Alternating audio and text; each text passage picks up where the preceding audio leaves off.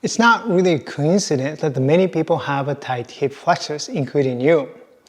And your habitual movement patterns are deeply rooted in your nervous system, including how you sit, how you stand, and how you walk, are closely related to the conditions and the state of your muscles, hip flexors today. So the solution is that you change those deep habitual patterns and movement patterns so that you can retrain your nervous system. So in today's video, I'm going to teach you how to retrain your squat patterns and in order to change and improve your hip flexor tightness. So all you need for this movement lesson that I'm about to show you is just a chair, regular chair.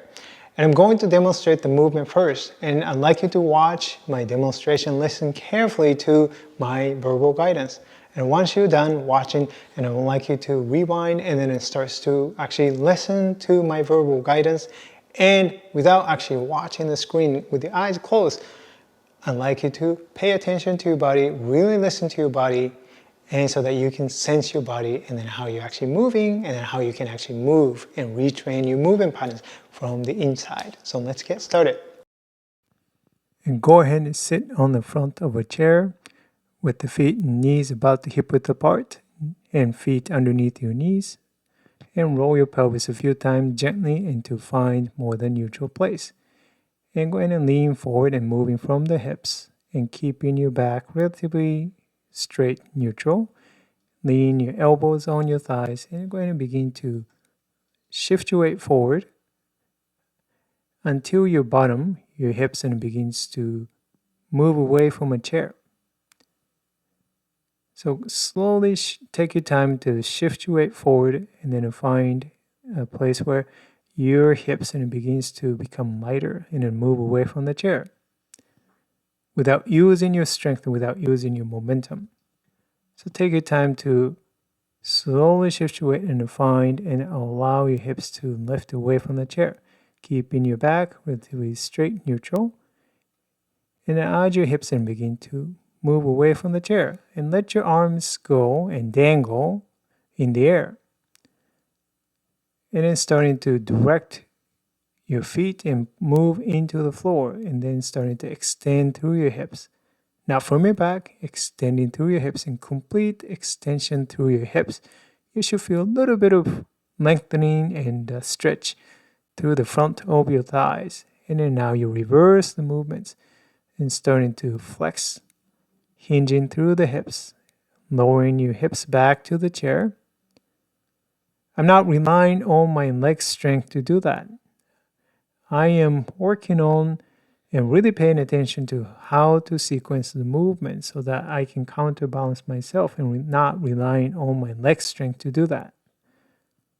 So it's relatively easy for me to do that. Okay, so focusing on finding your hip joints and extending through your hips joints as you're standing up, so that when you complete that extension through your hips, and you should feel a slight stretch through the front of your thighs, and reversing the movements into sit down without using the momentum. Don't let the gravity pull you down into the chair, but control your weight in the space. So this is really a sit to stand using your hips well, not extending through your back, extending through your hips. So take your time to practice this several times, and if you want, and you can actually practice squat patterns.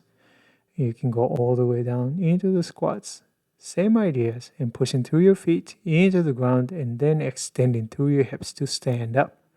And reversing the movements and then flexing through your hips and bringing your weight down and squat all the way down and standing up from there. So that is about extending through your hips and flexing through your hips. All right? All right. How was it for you? And well, this is something that we do number of times throughout the day. Getting out of the chair, getting out of the toilet, getting out of a car, squatting down, coming back up. And so the fundamental movement patterns, squatting patterns or the sit to stand patterns, We have to have the ability to move through the hips, bending through the hips, unbending through the hips. So flexing and extending through the hips, that we don't really do it clearly and very well. We sometimes use too much of the back when you're starting to come up, and then instead of really extending through the hips, and a lot of people do extend through the back. When they are flexing and through the hips, and a lot of times the people flex through the back as well, and not really clearly moving through the hips because their nervous system hasn't recognized the meaning or what it means to actually move through the hips, and it's not able to differentiate the hips and the back. So it is good to really clarify the difference between moving through the hips versus moving through the back, and how you can intentionally use your hips in functional activities. So if you are dealing with the tight hip flexors, really pay attention how you extend through the hips in day-to-day activities. In this case, sit to stand and squat patterns. Every time you bend down, you have to come back up, right? So every time you bend down, meaning that you flex down, and then you need to extend out of that position. How do you extend out of that position? From a flex positions intentionally through the hips. So keep that in mind and practice and going through this lesson a couple times, and then also integrate and apply this actually particular movement patterns in your day-to-day activities, functional activities. And that's the key to change your deep habitual patterns in your nervous system. So go ahead and practice that. And I hope you enjoy this video, and if you do enjoy this video, and please support my channel by subscribing and hitting the like button. And if conventional approaches aren't really working for your body, and you want to feel really good in your body again, and please watch my free masterclass, and the link is in the description below. And inside the masterclass, you can apply for my online comprehensive movement course called Understanding How Your Body Moves method, if you want to tap into the power of your nervous system and reconnect with your body and rediscover the joy of moving your body again. And just remember, you have the power and the intelligence within you, and that is your nervous system, to overcome your limitations and move beyond. And don't let your current beliefs and preconceived ideas determine your future.